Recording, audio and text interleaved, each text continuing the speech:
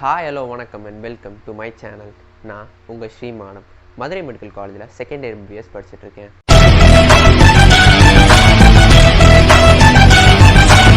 நிறையா பேர் என்கிட்ட first year MBBS exam university எக்ஸாம்ஸ்க்கு எப்படி ப்ரிப்பேர் பண்ணுறது, அதை எப்படி அட்டம் பண்ணுறது, எப்படி ஈஸியாக பாஸ் ஆகிறது, இந்த மாதிரி நிறைய டவுட்ஸ் கேட்டிருந்தீங்க. இதுக்கெலாம் நான் முன்னாடியே ஒரு ப்ரிப்பரேஷன் வீடியோன்னு தனியாக போடணும்னு நினச்சேன். ஆனால் எனக்கு கொஞ்சம் இங்கே டைம் இல்லாதனால பல காரணங்கள்னால என்னால் அந்த வீடியோவை போட முடியாமல் போச்சு.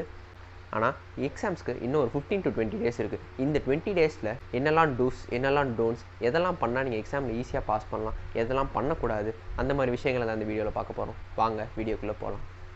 ஃபஸ்ட் எடுத்தோடனே டோன்ட்ஸ் பார்த்துடலாம். ஏன்னா என்னெல்லாம் பண்ணக்கூடாதுன்னு தெரிஞ்சுட்டா அதுவே நீங்கள் பாதி கடல் தாண்டின மாதிரி.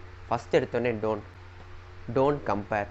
நீங்கள் இப்போ ஒரு ரூமில் இருக்கீங்க, அதில் இன்னொரு பையனும் உட்காந்து படிச்சுட்டு இருக்கான். இல்லை நீங்கள் வீட்டில் கூட இருக்கீங்கன்னு வச்சுக்கோங்க, சும்மா படிச்சுட்டு இருப்பீங்க. அப்போ இன்னொருத்தன் திடீர்னு ஃபோன் பண்ணி, நான் படிச்சுட்டு இருந்தேன்டா, நீ அந்த சப்ஜெக்ட் முடிச்சிட்டியா, அனாட்டமியில் அந்த கொஸ்டின் படிச்சிட்டியா அப்படின்னு கேட்பான். அப்படின்னு பார்த்தா நமக்கு அந்த கொஸ்டினே ஞாபகம் வராது.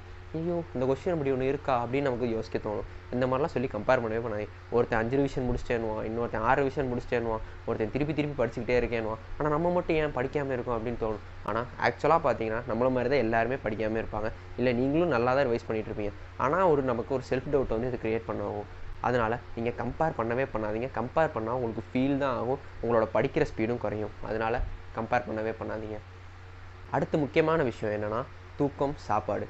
ஆமாம், எக்ஸாம் டைம்ஸ்னு வந்துட்டாலே நிறையா ஸ்டூடெண்ட்ஸ் ஒழுங்காக சாப்பிட மாட்டாங்க, நைட்லாம் தூங்க மாட்டாங்க, விடிய படித்து வருஷம் ஃபுல்லாக நிறையா படிக்காமல் இருந்திருப்பாங்க. ஆனால் அந்த கடைசி ஒரு மாதத்தில் விடிய படிக்கிறேன், தூங்காமல் இருக்கேன், சாப்பிடாமல் இருக்கேன், அப்படியே படிச்சுட்டே இருந்தீங்கன்னு வச்சுக்கோங்க, நீங்கள் படிக்கிறதெல்லாம் மண்டையில் ஏறும். ஆனால் எக்ஸாமில் போய் உங்களால் கொடுக்க முடியும்னு பார்த்தீங்கன்னா அது பெரிய டவுட் தான். நீங்கள் ஒழுங்கான தூக்கம் இருக்கணும், ஒழுங்கான சாப்பாடு இருந்தால் தான் உங்களோட மைண்ட் ஒழுங்காக ஃபங்க்ஷன் ஆகும். நீங்கள் எக்ஸாம்லேயும் நல்லா ப்ரிப்பேர் பண்ண முடியும். நீங்கள் ஃபோன் பார்க்குற டைமு, டிவி பார்க்குற டைமு இதெல்லாம் ரெடியூஸ் பண்ணிவிட்டு நீங்கள் படிச்சிங்கனாலே உங்களுக்கு போதும். அதை விட்டுட்டு தூக்கத்தை, சாப்பாடை இதெல்லாம் கெடுத்துக்காதீங்க, அது நல்லதில்லை. அடுத்த முக்கியமான விஷயம், குறிப்பாக இந்த பேட்சுக்கு ஒரு முக்கியமான விஷயம் என்னென்னா மூவிஸ் பார்க்கவே பார்க்காதீங்க. எவ்வளோ பெரிய ஸ்டார், நீங்கள் அந்த ஸ்டாருக்கு எவ்வளோ பெரிய நான் பயங்கரமான டைஹார்ட் ஃபேனு, அந்த படம் பார்த்தே ஆகணும், இதுக்காக நான் பல வருஷங்களாக வெயிட் பண்ணிகிட்டு இருக்கேன் அப்படின்னு இருந்தாலும் நீங்கள் தயவுசெய்து அந்த படம் பார்க்காதீங்க. நீங்கள் 10 நாள் பார்க்காம இருந்தால் அவங்க எக்ஸாம் முடிச்சு அதுக்கப்புறம் நீங்கள் ரிலாக்ஸாக பார்த்துக்கலாம். அதை விட்டுட்டு நான் இப்போயே அந்த படம் பார்த்தே தீருவேன் அப்படின்னு சொல்லி பார்த்தீங்கன்னா என்ன, ஒரு 2 மணி நேரம் இருந்தாலும் நான் இவ்வளோ கஷ்டப்பட்டு படிக்கிறேன், எனக்காக அந்த 2-3 மணி நேரம் கூட தர முடியாது அப்படின்னு சொல்லி நீங்கள் போய் பார்ப்பீங்க. ஆனால் அந்த 3 மணி நேரம் பார்த்தது இன்னும் உங்களுக்கு ஒரு 3 மாதத்துக்கு அது மண்டையில் ஓடிட்டே இருக்கும். இந்த சீன் அப்படி இருந்துச்சுல, அந்த சீன் இப்படி இருந்துச்சுல, இதுவும் கனெக்டாக இருந்தால் இப்படி இருக்கும் அப்படின்னு சொல்லி அதோட திங்கிங் உங்களுக்கு ஓடிட்டே இருக்கும். அதனால் தயவுசெய்து பார்க்காதீங்க. கொஞ்ச நாள் கழிச்சு பார்த்தாலும் அந்த படம் இருக்கும். ஆனால் உங்களுக்கு யூனிவர்சிட்டி எக்ஸாம்ஸ் கொஞ்ச நாள் கழிச்சு போனால் வராது. அதனால் எது முக்கியமோ அதை ப்ரையாரிட்டைஸ் பண்ணி அதுக்கான டைமும் நீங்கள் ஒதுக்குங்க. அடுத்து ரொம்ப முக்கியமான விஷயம் யாரையும் கடைசி காலத்தில் நம்பவே நம்பாதீங்க. என்ன ப்ரோ கடைசியில் யாரையுமே நம்பக்கூடாது, இப்படி நிலைமையில் நிப்பாட்டிட்டீங்க அப்படின்னு நீங்கள் கேட்டிங்கன்னா நான் அப்படி சொல்லலை. சில பேர் சில கொஷின் சொல்லித்தரேன், நான் அப்போ சொல்லித்தரேன் இப்போ சொல்லித்தரேன் அப்படின்னு சொல்லியிருக்கலாம். ஆனால் நீங்கள் அவங்க அந்த கொஷின் சொல்லிடுவாங்க, நம்ம விட்டுறலாம், அவங்க சொல்லிக் கொடுப்பாங்க, நம்ம விட்டுறலாம் அப்படின்னு சொல்லி விட்டுட்டே போனீங்கன்னு வச்சுக்கோங்க. கடைசி நேரத்தில் அவங்களுக்கு சப்போஸ் டைம் இல்லாமல் போச்சுன்னு வச்சுக்கோங்க, நீங்களும் அந்த கொஷின் ஒழுங்காக படிச்சிருக்க மாட்டீங்க, அவங்களாலும் கரெக்டாக சொல்லி கொடுத்துருக்க முடியாது. நீங்கள் எக்ஸாம் போகிறப்போ இன்னும் உங்களுக்கு ஸ்ட்ரெஸ் லெவல் அதிகமாகிடும். அதனால் நீங்கள் எவ்வளோக்கு எவ்வளோ முன்னாடியே கேட்டு தெரிஞ்சுக்க முடியுதோ அவ்வளோக்கு எவ்வளோ முன்னாடியே கேட்டு வச்சுக்கோங்க. அப்படி முன்னாடி சப்போஸ் கேட்க முடியல, நீங்கள் சும்மா ஒரு கிளான்ஸ் போய் வச்சுக்கோங்க. அதுக்கப்புறம் அவங்க சப்போஸ் சொல்லி கொடுத்தாங்கன்னா இன்னும் அது உங்களுக்கு நல்லா ரெஜிஸ்டர் ஆகும், நீங்கள் எக்ஸாமில் போய் நல்லா ரெப்ளிகேட் பண்ணலாம். அதை விட்டுட்டு சும்மா ஃப்ரெஷ்ஷாக அந்த கொஸ்டின் பயங்கர இம்பார்ட்டன்ட், ஆனால் நான் ஃப்ரெஷ்ஷாக அன்றைக்கி நைட்டு எக்ஸாம் நாள் முன்னாடி நைட்டு கேட்டு ஃபுல்லாக போய் எழுதிடுவேன் அப்படின்னு சொல்லி இருக்கவே இருக்காதிங்க. சப்போஸ் அவங்களால சொல்லித்தர முடியலன்னா நீங்கள் தான் டிஸ்கில் இருப்பீங்க, அவங்க கிடையாது. அப்புறம் நிறைய ஸ்டூடெண்ட்ஸ் பண்ணுற முக்கியமான இன்னொரு தப்பு என்னென்னா கடைசி நேரத்தில் புது ரிசோர்ஸஸ். நான் வருஷம் பூரா புக்கு வாங்கி அந்த புக்கை புதுசாக திறக்கிறத பற்றி சொல்லலை.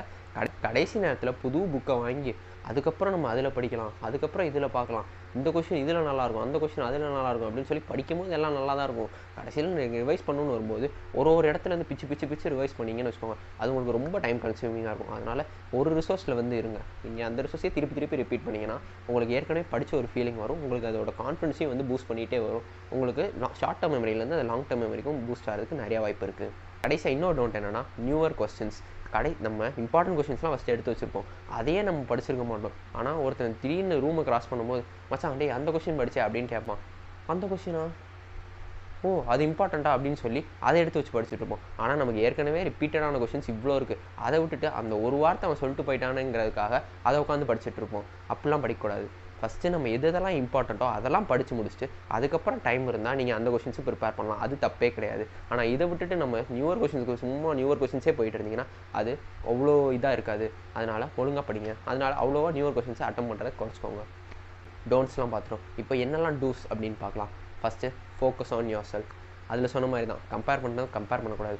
நீங்கள் எந்த லெவலில் இருக்கீங்கன்னு உங்களுக்கு மட்டும் தான் தெரியும். இப்போ அனாட்டமி, ஃபிசியோ, பயோகெம் இருக்குன்னா ஒரு சப்ஜெக்ட்லையும் எதெல்லாம் நீங்கள் படிச்சிருக்கீங்க, எதுக்கு நீங்கள் இன்னும் டைம் ஸ்பெண்ட் பண்ணணும், எதை நிறையா தடவை ரிப்பீட் பண்ணணும் அப்படின்னு சொல்லி உங்களுக்கு தான் அது தெரியும். அவங்க சொல்கிறாங்க, அவங்க பிளான் போட்டு தராங்க. அனாட்டமி ஒரு வாரத்தில் முடிக்கணும், ஃபிசியாலஜி ஒரு வாரத்தில் படிக்கணும், பயோகெம் 3 நாளில் ரிப்பீட் பண்ணணும், இப்படிலாம் சொன்னாங்கன்னா அது உங்களுக்கு கிடையாது. சில பேருக்கு அனாட்டமி நல்லா வரலாம், அதனால ஃபாஸ்ட்டாக படிப்பாங்க. சில பேருக்கு பயோகெம் நல்லா வரலாம், அவங்க ஃபாஸ்ட்டாக படிப்பாங்க. உங்களுக்கு எது உங்களுக்கு சூட் ஆகுதோ அதை நீங்கள் ஃபாலோ பண்ணுங்கள். ஏன்னா உங்களை பற்றி உங்களுக்கு தான் நல்லா தெரியும். அதனால் நீங்கள் கரெக்டாக பார்த்தீங்கன்னா தான் உங்களுக்கு அது கரெக்டாக இருக்கும். நீங்களே உங்களுக்கான டைம் டேபிளை போட்டு உங்களோட ரிவிஷன் ஸ்கெடியூலில் நீங்களே ரிவைஸ் பண்ணிங்கன்னு வச்சுக்கோங்க, அது உங்களுக்கு செம வேல்யூபிளாக இருக்கும். அடுத்து ரிப்பீட் ரிப்பீட் ரிப்பீட் ரிப்பீட். நீங்கள் எவ்வளோக்கு எவ்வளோ ரிப்பீட் பண்ணிகிட்டே இருக்கீங்களோ அது உங்களோட ஷார்ட் டேர்ம் மெமரியிலேருந்து லாங் டேர்ம் மெமரியில் போய் ஸ்டோர் ஆகும். அப்போது நீங்கள் எக்ஸாமில் வந்து இந்த வார்த்தை கேட்டோடனே ஆஹா அங்கே தான் நம்ம கேட்டோம் அப்படின்னு சொல்லி கடகடன்னு எழுத ஆரம்பிச்சிடலாம். இதே நீங்கள் சும்மா கேட்டுட்டு போயிருந்தீங்கன்னு வச்சுக்கோங்க, ஒரு தடவை மட்டும் படிச்சுட்டு போனீங்கன்னா எங்கேயோ கேட்ட மாதிரி இருக்கே, இந்த வார்த்தை எங்கேயோ கேட்டிருக்கோமே அப்படின்னு தோணுமே தவிர எங்கே கேட்டிருக்கோன்னு உங்களுக்கு தோணாது. அதனால் முடிஞ்ச அளவுக்கு ரிப்பீட் பண்ண ட்ரை பண்ணுங்கள். அடுத்த முக்கியமான விஷயம் என்னன்னா இம்பார்ட்டன்ட் கொஷின்ஸ். இப்போ யூனிவர்சிட்டி எக்ஸாம்னு வச்சுக்கிட்டாலே ஒரு செட் ஆஃப் கொஷின்ஸ் இருக்குது. அந்த கொஷின்ஸ் தான் இம்பார்ட்டன்ட் கொஷின்ஸ்னு சொல்லுவாங்க. ஒரு லெசனில் ஒரு 50-60 பேஜ் இருக்குன்னா அதில் இம்பார்ட்டண்ட்டாக என்னென்ன டாபிக் இருக்குது, எதெல்லாம் ஹை ஈல்டிங் டாபிக்ஸ் அப்படின்னு தெரிஞ்சுட்டு அந்த டாபிக்ஸ்லாம் ஃபஸ்ட்டு படிச்சுட்டே வந்துட்டு அதை ரிப்பீட் பண்ணிகிட்டே வந்தீங்கன்னா அது உங்களோட ஸ்கோர்ஸை பயங்கரமாக பூஸ்ட் பண்ணும். சப்ஜெக்ட் வைஸ் அப்ரோச் வந்து ரொம்பவே முக்கியம் எக்ஸாமில். இப்போது நீங்கள் அனாட்டமி எடுத்துக்கிட்டிங்கன்னா நீங்கள் என்ன தான் பக்கமாக கதை எழுதினாலும் உங்களுக்கு மார்க் போட மாட்டாங்க. இதே அந்த கதையெல்லாம் சுருக்கி ஒரு டயக்ராமாக வரைஞ்சிட்டு அதிலே லேட்ரல் பார்டர், மீடியர் பார்டர் அப்படின்னு சொல்லி மார்க் பண்ணிட்டீங்கன்னா இவனுக்கு ஏதோ தெரியுதுப்பா, இவன் படிச்சிருக்கான்ப்பா அப்படின்னு சொல்லி ஈஸியாக மார்க் போட்டுப்போ. அவங்க கரெக்ட் பண்ணுறதுக்கும் ஈஸியாக இருக்கும். ஏன்னா அவங்க இவ்வளோ செட்ஸ் ஆஃப் பேப்பர் வந்து கரெக்ட் பண்ணிட்டு இருப்பாங்க. ஒரு ஆளுக்கு உட்காந்து அவங்க புக்காக படிச்சுட்டே இருந்தாங்கன்னா அவங்க என்னைக்கு கரெக்ட் பண்ணி முடிக்கிறது. இந்த மாதிரி டயக்ராம்ஸ் இருந்துச்சுன்னா டக் டக் டக் டிக் போட்டுட்டு உள்ள கண்டென்ட் ரீட் பண்ணணும்னு கூட உங்களுக்கு அவசியம் கிடையாது. இந்த டயக்ராமே வந்து அது ஃபுல்லாக செல்ஃப் எக்ஸ்பிளனேட்டரியாக இருக்கும். அதனால நீங்கள் டயக்ராம்ஸ் அனாட்டமிக்கு நிறையா போட ட்ரை பண்ணுங்கள்.